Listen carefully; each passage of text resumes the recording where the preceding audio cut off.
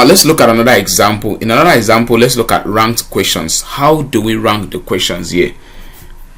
Now this one says rank in order of importance from 1 to 4, the following institution type when preparing your child for admission. Now here it is, because one thing about SPSS is that in statistical analysis, a cell is only meant to carry one numeric data, so you cannot carry more than 2 data. So what I've just said, maybe university will now include the ranking here, for that. Polytechnic we now say okay, college of education we now say okay. So since that SPSS only carries 1 data per cell, and that's what is obtainable in statistical analysis, what we have to do is that we have to treat all of this as separate variables. So these are going to be separate variables for us. How do we do that? Let's go to SPSS and see how we code that. Let's go to the variable view. So here I'm just going to be having my university, so I would just have that as my institution type, and so I don't need this guy. I can say institution type university, or whatever I want to call it,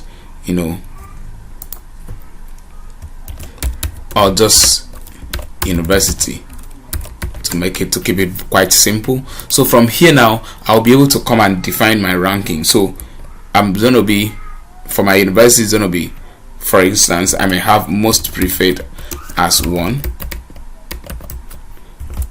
I'll have my 2 as preferred, so I'll have preferred here.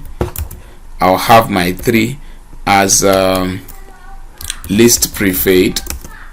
Let's assume I have more than that, and then I have this 4 as not preferred. So,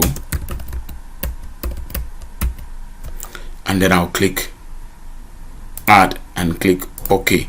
So now I will have to go of all of these. Now this is another one. It's not a scale, it's a categorical data, but it's ordinal because it has a particular order. People have their order of choice. So I'll do the same thing for Polytechnic, do the same thing for Monotechnic. So when I come down to my data view, for instance, for different examples that I have here, I will now be having under university a particular will show preferred or most preferred, or this one least preferred, like what Dan will be doing for candidates when they are choosing their institution type and choice. So that is exactly how it is. And like we can equally switch between our value labels and then to show the values and of course the labels. So this keeps it simple. I'm just putting everything into this one sheet, but I hope you understand. That's showing you different ways you can actually impute or enter different questionnaire